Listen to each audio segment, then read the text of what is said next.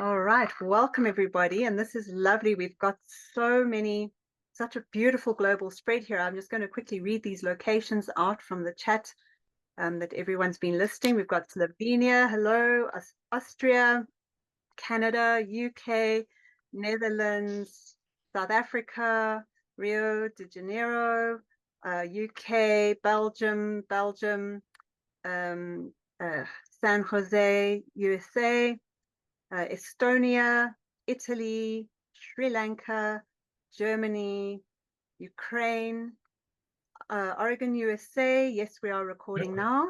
And Virginia Beach in USA. Right. Oh, and more people coming in. So yeah, this is just really lovely. Thank you everybody for making time to be here and celebrate with us. This sort of historical day. It's a Children's Day today, and I really do feel very, very hopeful that we're doing something that's going to make a real difference for all of the children of the world in the end. I do think this is a little bit like that cathedral building that used to go on in Europe hundreds of years ago, where the people who laid the foundation stones knew they would never see the stained glass windows go in. Yeah, it's a real privilege to be able to be part of something like this.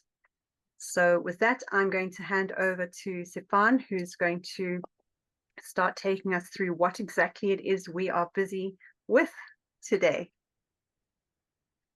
All right, thank you, Yana. So my name is Sipan Zawahir. I'm from Sri Lanka. Yana, who was welcoming you all, is from South Africa.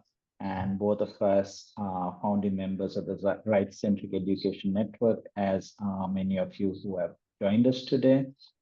So today, November 20th, 2025, it's the 36th anniversary of the UN Convention on the Rights of the Child. So it marks the recognition that children's rights are so important that they need to be protected under international human rights law. And so just a small detour into why do we need human rights. So this is from the preamble of the Universal Declaration of Human Rights, which is a document that started the modern discourse of human rights. And there was a realization that unless human rights of all people were respected, then there could not be any freedom, justice, or peace in the world. And one way of looking at that is that human rights are the legal expression of how we should treat each other so that we can all be well and live in peace. So from 1948, as the world has been working towards respecting human rights, it was obviously something new, right? This whole thing in 1948 was very, very unusual. And as we work our way through it, our understanding of human rights has deepened. What does it really mean? We have got clearer and clearer. And as the understanding deepened, we have realized there were gaps. And whenever there have been gaps, one of the ways to kind of plug the gap is to bring in a treaty that addresses that. So just like treaties before it, like the Convention on Civil and Political Rights, or the Convention on Elimination of Discrimination Against Women, or ones more recent, like the Convention Against Torture, or the rights of people with disabilities. So in between that, in 1989, the Convention of the Rights of the Child came about to address the gap between what was the lived reality of children versus what we understood to be human rights, values, principles. And in the last 36 years, the CRC has done a lot to improve children's lives and well-being, and that is something that is to be celebrated. However, there is still much to be done. So last year, there was the first global ministerial conference on ending violence against children, of which corporal punishment is the most widespread form of violence against children. And even now, there is corporal punishment permitted in schools in 62 countries, including still Sri Lanka. And it's still practiced in countries that have prohibited it, like, for example, South Africa. And this gives a bit of a conundrum because schools are the principal institutions through which children realize their right to education, which is one of their rights. but then those same schools are violating the child's right to freedom from all form of violence. So, if you don't go to school, you don't have your education, but if you go to school, then your other rights are being violated. And this gap, the gap between what happens in mainstream educational practice and children's rights, and not just freedom from violence, but all children's rights, has actually been known for quite a while now. So this is from 2001 on the General Comment 1 of the CRC that talks about the fact that the enjoyment of other rights must not be undermined by the values in the educational process. And there was even this really hard-hitting statement, assertion, that children do not lose their human rights by virtue of passing through the school gates. And the reason they had to make this affirmation was because this was what was happening in many places where the schools themselves were not upholding children's rights. A few years later, World Program for Human Rights Education. It is essential to ensure that educational objectives, practices, and the organization of the schools are consistent with human rights values and principles. 2009, human rights education can only work if human rights are practiced in the institutions in which the child learns, plays, and lives together. 2011, again similar, education has to have learning and teaching in a way that respects the rights of both educators and learners. So in different framings, this idea has been coming through from time to time. So the gap has been known. And so what is the proposed action for the gap? It was first phase of the World Program for Human Rights Education, which focused on primary and secondary education. So one of the things they called for was a concept of a rights-based school, where there is respect, responsibility, equal opportunities, autonomy, dignity, self-esteem for all members, school that is child-centered, where human rights are identified explicitly and distinctively for everybody as learning objectives and as the school philosophy. So very, very clear proposal. And it further called to establish a rights-based quality assurance system. What would be the way that we could evaluate where the rights were actually being practiced in these schools? So with this proposed action, what were the results? Nothing, because no one took the lead to make this happen. And part of how rights and international cooperation works is that if somebody does it, then there is a comparison. Okay, these people are doing it, why can't we do it, or shouldn't we be doing it, and things like that. So this happened with abolishing corporal punishment. So Sweden was the first country to do it all the way back in 1979. And then other countries started following suit. And now we have about 130 odd countries that have prohibited corporal punishment in schools. But with this human rights in education, nobody took the lead. So that's why we, as the Rights-Centric Education Network, which is not an organization in the traditional sense, but it's a movement of civil society activists, are taking the lead. And today we're inaugurating the Rights-Centric Education Quality Assurance System. So what is this thing that is being inaugurated today, right? So we describe it as a participatory mechanism that supports educational environments that's including but not only schools to implement educational practices that are in alignment with child rights. And so we are referring to the proposal that was there in the World Program and saying we are a civil society-led implementation of that proposal. So now this is like, very formal statement kind of thing, but what does it actually mean, right? So on that, one thing is that a lot of the documents talk about schools, and that is partly required because schools are the principal institution where right to education is fulfilled. But it's also recognized in many places in the discourse that education doesn't only take place in school.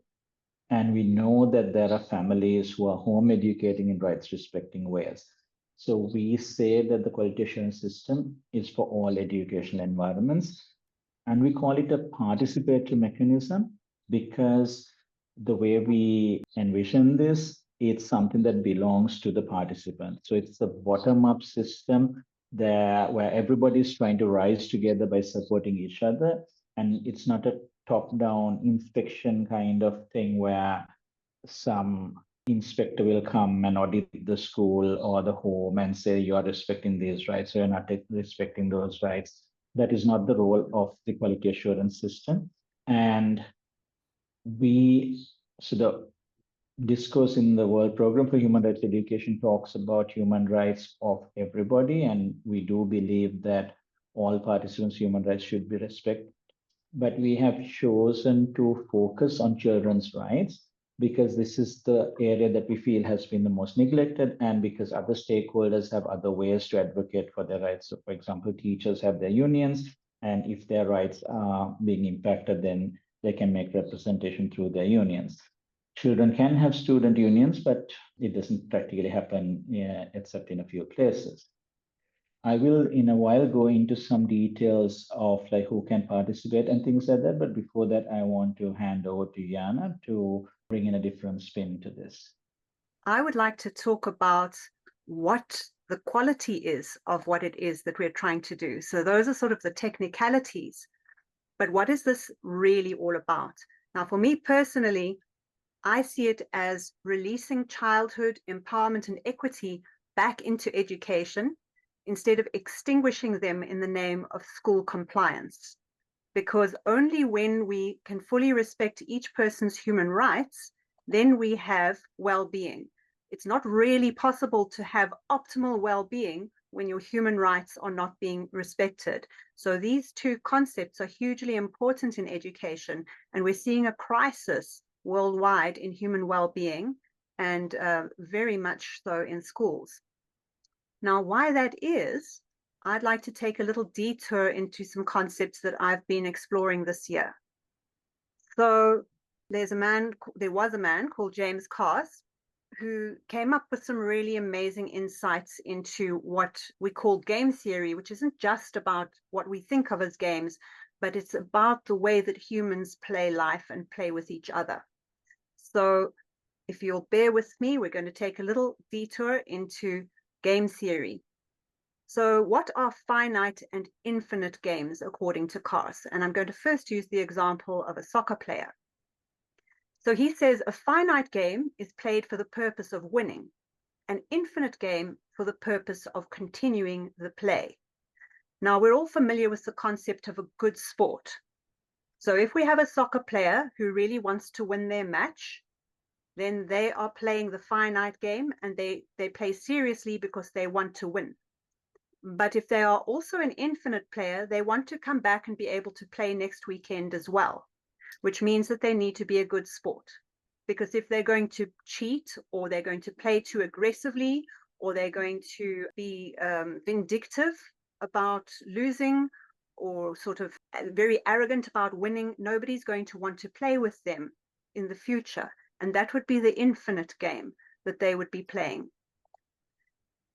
He also says finite games can be played within an infinite game, but an infinite game cannot be played within a finite game.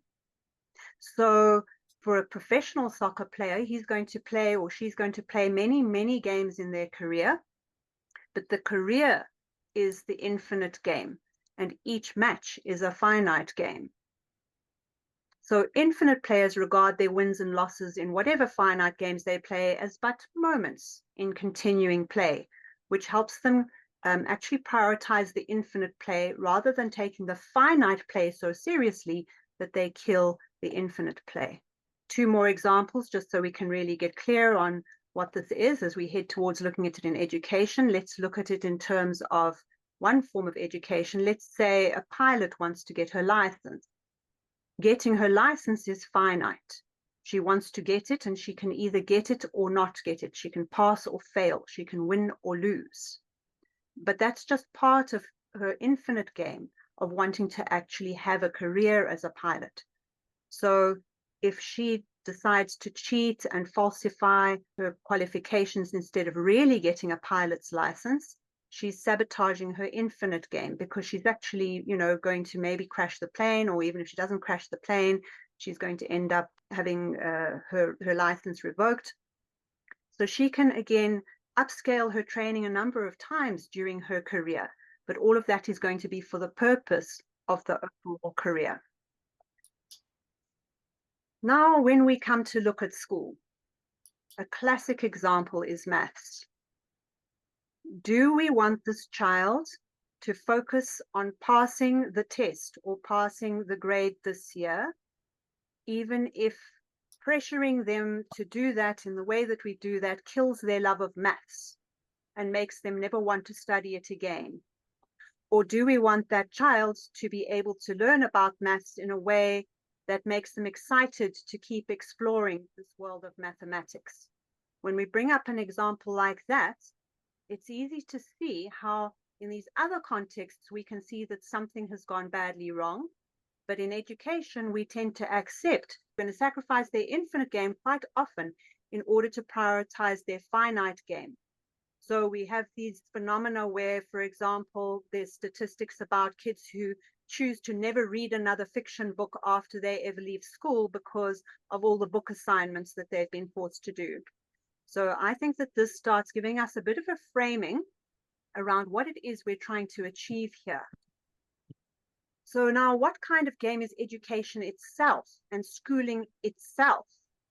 So back to James Cars, he did address this, and he said training is a finite game, like that pilot's license. You want to learn the thing, you want to get your certificate, you either pass or fail, and then you get a title, and it's kind of in a box.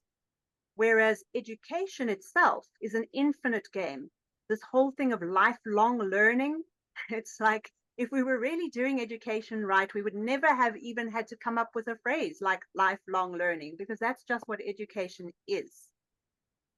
So to really dig into it, he says, training repeats a completed past in the future. So somebody's already figured out how to do it, and then they teach you, and then you master that, and it's over and it's done. Whereas education continues an unfinished past into the future. We can always innovate and explore further. He says further, to be prepared against surprise is to be trained, and to be prepared for surprise is to be educated, because education discovers an increasing richness in the past because it sees what is unfinished there, whereas training regards the past as finished and the future as to be finished. Education leads towards a continuing self-discovery, whereas training just leads towards a final self-definition. So when we look at that way of looking at education, and then we return to human rights, and we look at what are the aims of education within human rights, is the human rights discourse envisioning schools as training and education as training, or is human rights tapping into this infinite idea of education? And we see the 5 M's of education can be summarized as: we want the full development of the child's personality, talents, and abilities. That's not something that you can win or lose. It's not something that has an end. We want the development of respect for human rights and freedoms. Again, this is not a finite game. The development of respect for cultural identity, values, and the environment, preparation for responsible life in a free society, and the development of a sense of dignity and the ability to participate effectively. Are any of these training, or are they all education? And this is where, to my mind, the human rights vision for education is something I can really get behind, because it seems to have things in the right perspective, that all of the finite games that absolutely can be there during the course of education are not the most important thing to preserve. The most important thing to prioritize is the infinite game of education. Now, very interestingly, Cars goes on to say that the most critical distinction between finite and infinite games is that the rules of an infinite game must change during the course of play. So if we think about a finite game, you don't change the rules of chess in the middle of a game, right?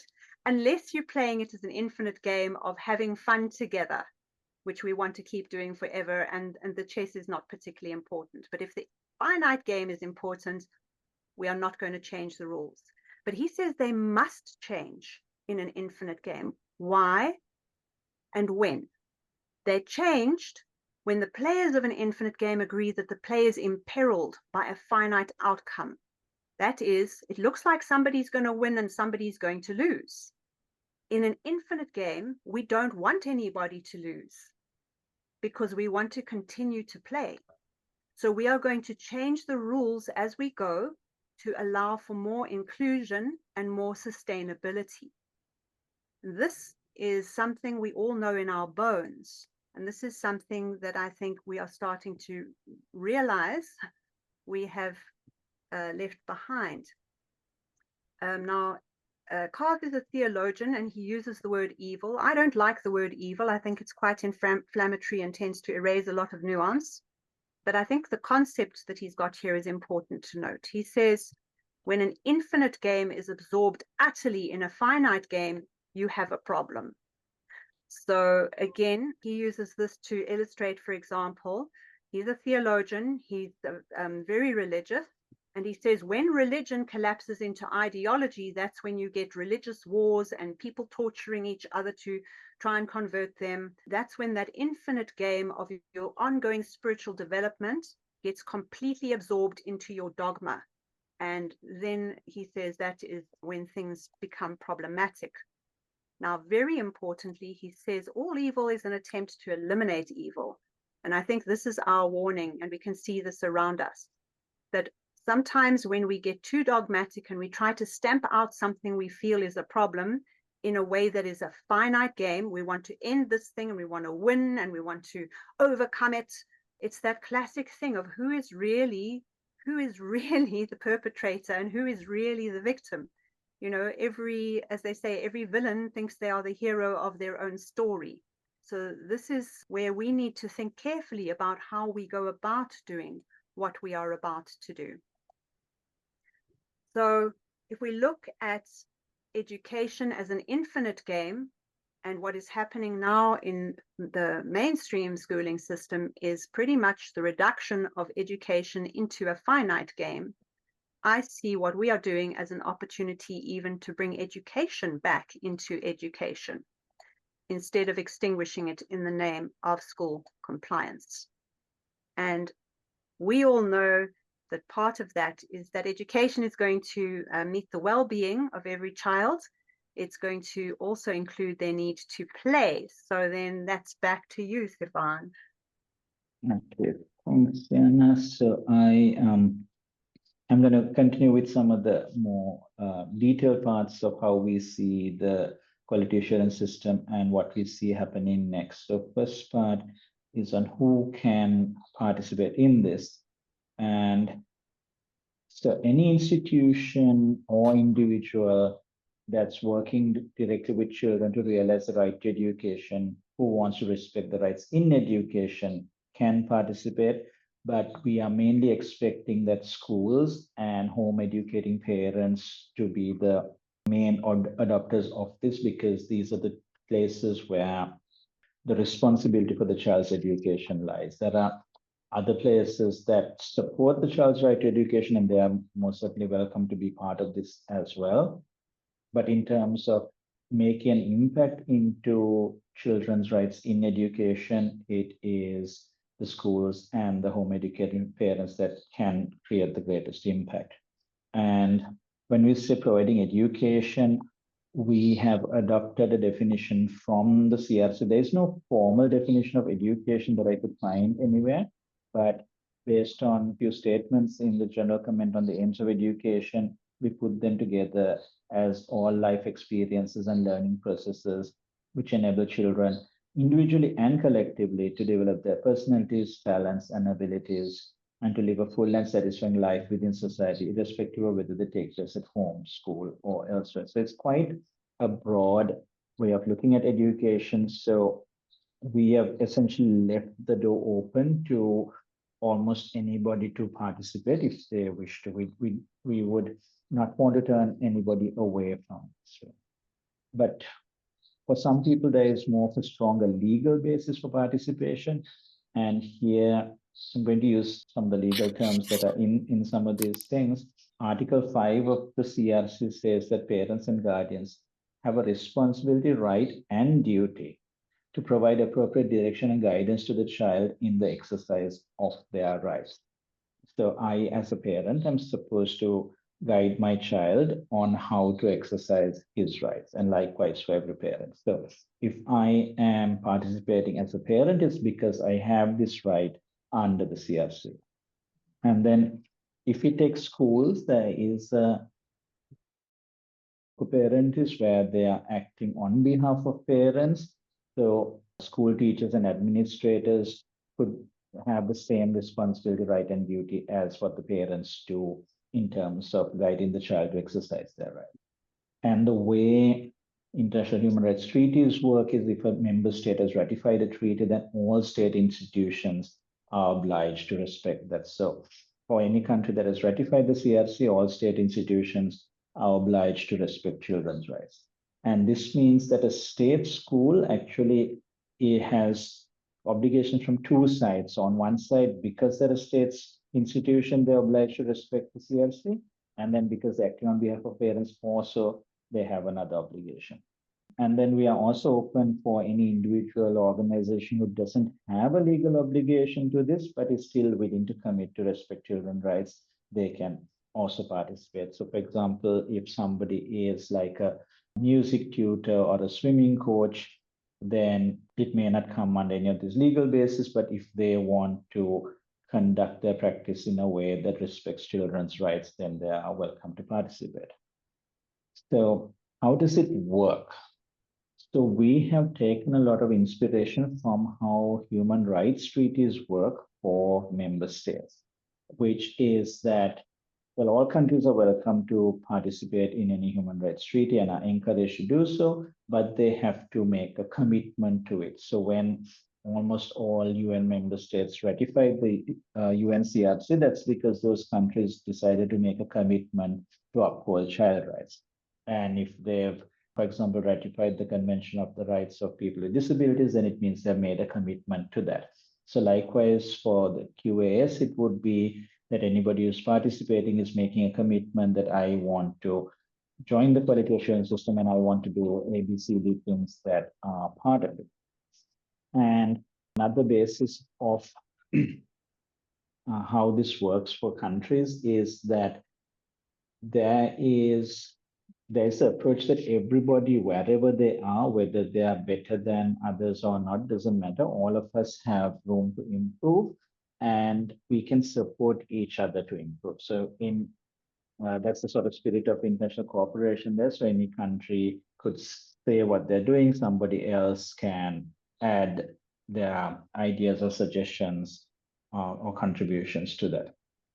So even here with whether it's a school or whether it's a home educating family, wherever we are in our journey at the moment, we can always do better in terms of child rights, and the commitment is to work on that and to support each other to work on that. So there isn't like a hierarchy of these ones are ahead or these ones are below or something like that. We are all just working on the same direction. And whether we are actually improving or not is going to become visible if the progress is documented. So this is what happens also with countries. So every few years when they publish this report, it's possible to see these are the areas in which their human rights record has improved, and these are maybe the areas where it hasn't. And improvements are more likely to happen if commitments are made and upheld.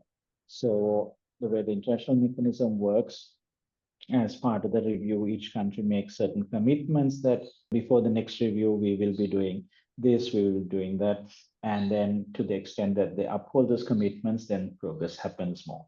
Now, whether they actually uphold the commitments or not is also dependent on a large part of how much civil society and other human rights institutions put pressure on the government to follow through on the commitments.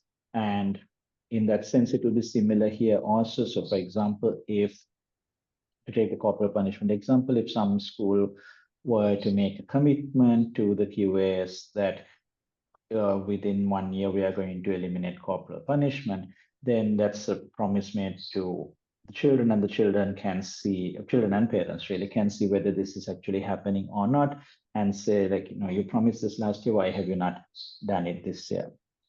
So in rights, there's this concept of a rights holder, which in this case is the children, because we're talking about children's rights. And then there's a duty bearer who has to do the work in terms of respecting the rights. So that would be the school or the home educating parents. So their duty bearer would be the one who would be saying, this is where we are, this is what we have done, this is what we're planning to do. But the rights holder has a voice. So, for example, if a school were to say that they have eliminated corporal punishment, but they actually haven't, then that would show up in the school because the children would be able to say, like, why have you gone and published or reported that you have eliminated this when actually you have not, and we need to still work on this. There's also a few differences between how we envision the quality assurance system working and the international treaty process. So there is not going to be like a formal timeline. So the international system, there is a very structured kind of report and things like that. But here we see that people will submit as and when they can, and they don't have to like submit one big report. So they can submit it in pieces over time as well. And we don't expect that to be a formal review process because there isn't anybody who can do that formal review. And really, we see that the accountability is not to the quality assurance system as such, but to the rights holder or the children. And the quality assurance system is just a mechanism that supports it. So to give another example, when schools are participating in this, if children see that, oh, there are other schools that have student unions, and we would like to have a student union in our school as well. And then they not only know that that's an example, but they would know that we can talk to this school because they implemented the student union last year and they can help us do this. And with country reports, there are people who are sort of experts in human rights who are drafting these reports and things like that. But here, there is no need to do that. We hope to have advisors who will support people to write out the reports. And then over time, as we have more and more reports, then it's just going to be easy to either train AI to fine tune our reports or to copy it and edit it a little bit. So these are just some examples of some of the things that could be put in the reports to the quality assurance system. So if there is an effort made to teach children, teachers, and parents about child rights, because this is actually there in Article 42 of the CRC that adults and children need to know about child rights.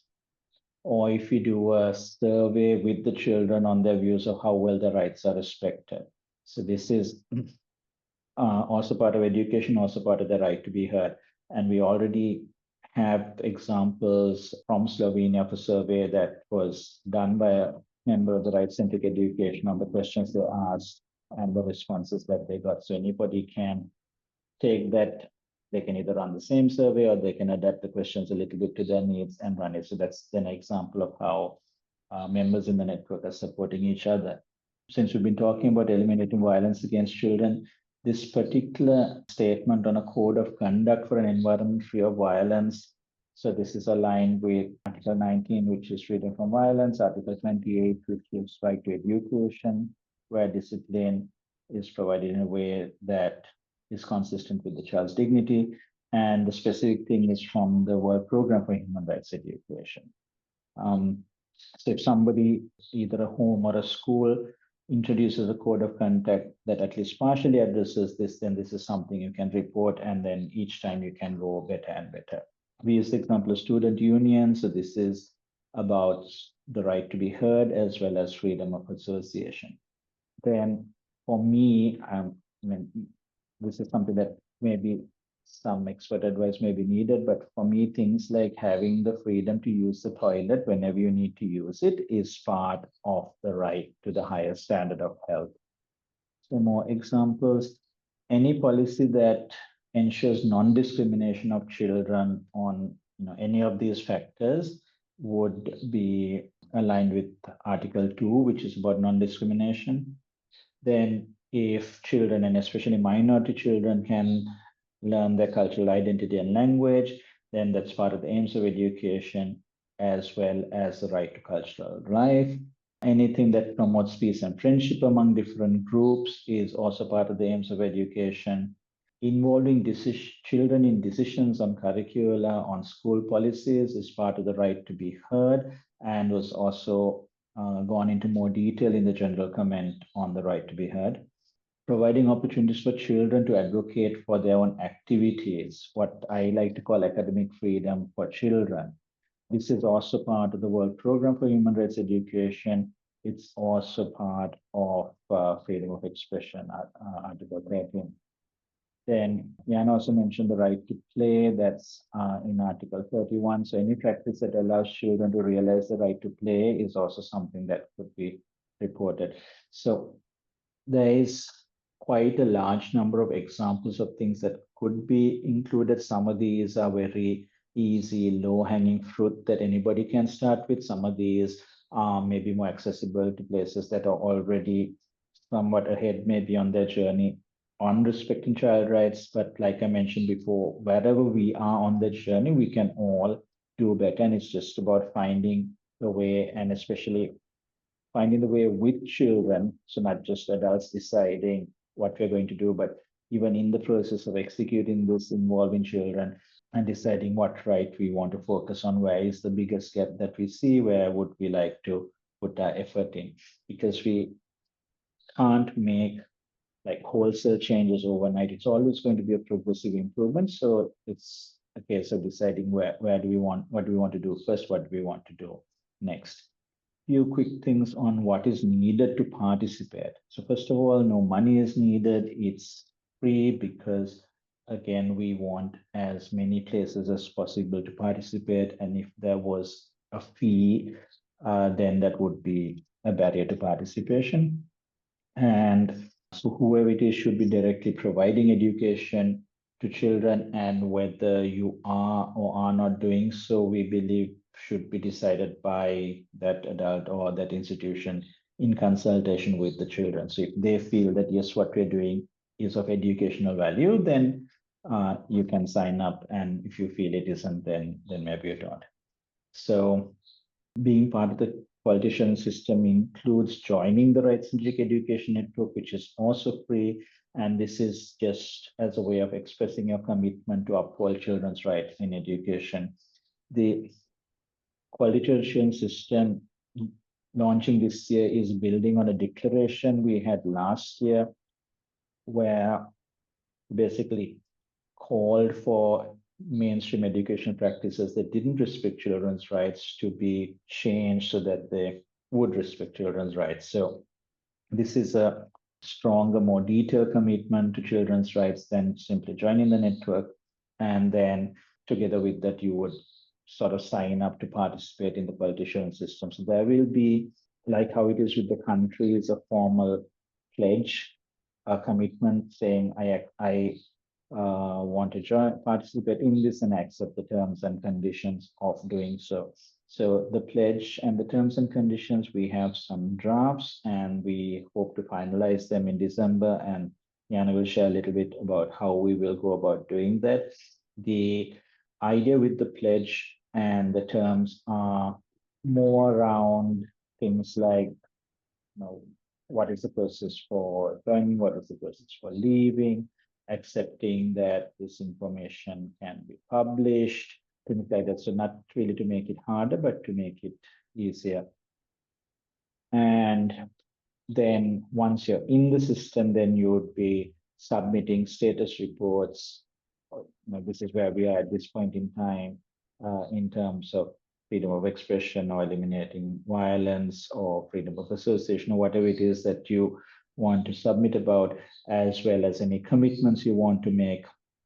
And we see that these commitments are a reflection of a democratic practice of respecting the participatory rights of children. So if you make a commitment saying that we are going to work on this particular area, then the children in your setting can see that you are serious about their rights, and if you take the effort to fulfill them, then their confidence in you for respecting the rights will improve. So we'll work on the templates for that as well. So that's it from my side. And now, Jan, if you can share about the workshops. The way that we are going to do this is also going to be aligned with what we are doing. So what we want for the children, we must first give to ourselves in the process of actually doing this, which means that this overhaul of education to align with the evolution of human rights isn't a finite game with winners and losers and rankings and an ending. Instead, it's an infinite game where there's always going to be another level of adventure. So I wanted to bring in one more concept, which is from Mosca Moston, who was actually a PE or physical education educator.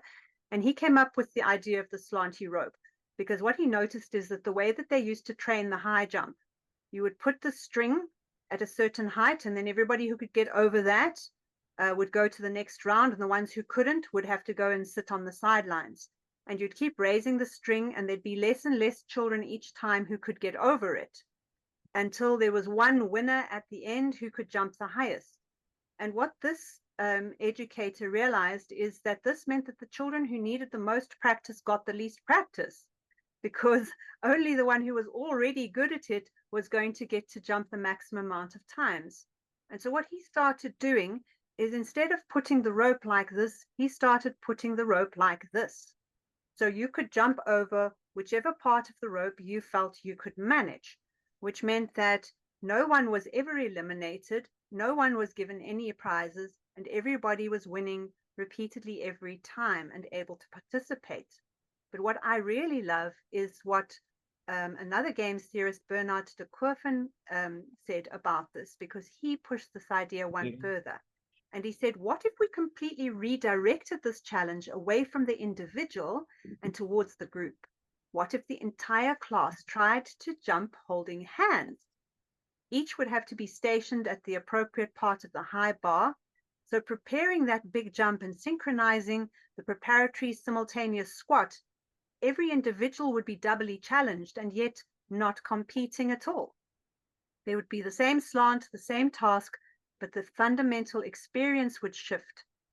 By raising the high bar, you just intensify the competitive relationship between a diminishing few. And this is the danger, I think, in the rights respecting space.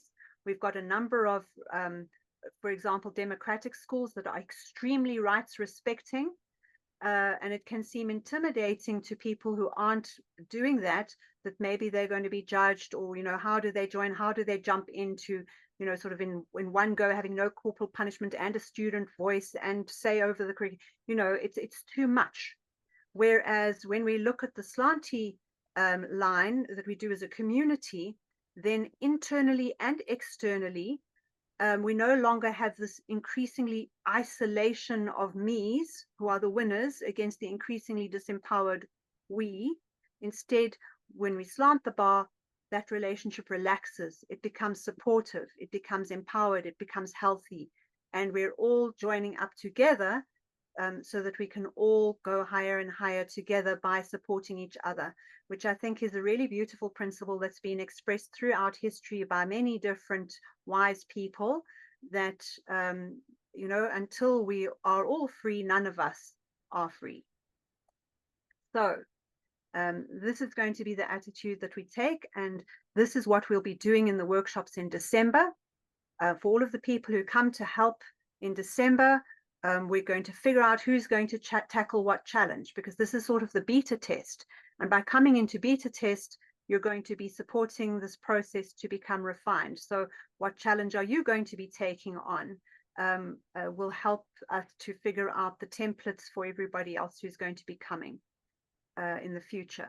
And then we'll all join hands and take the first leap of our journey together by posting our first pledges and our first commitments. So now it's time to sign up. It's very easy to stay anonymous if you wish to, which is definitely necessary for some spaces and families, depending on your country and your current situation. And then the other thing to understand is that you sign up now, but your registrations are provisional, which means you're signing up but you can make a final decision after the workshops when you see how that process has gone and you say, yes, this is what I thought it would be. I'm happy with this.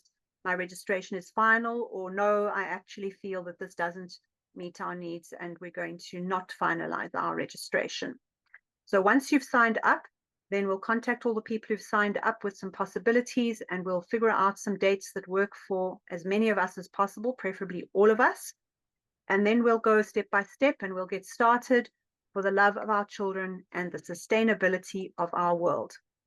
So to provisionally register and receive access to the workshops, after which you can, as I said, confirm or withdraw, you can fill in the form, which you'll find on the website at Rights-Centric.education.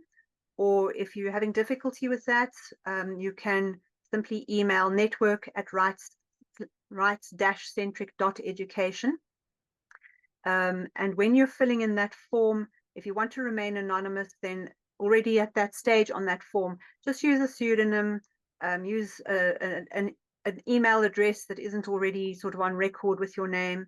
And, don't put your social media links, but please do provide your country, because in some countries, for example, in South Africa, there's actually a group initiative going on around this, and we'd like to loop you in so that we can really coordinate for the best support possible for our particular circumstances.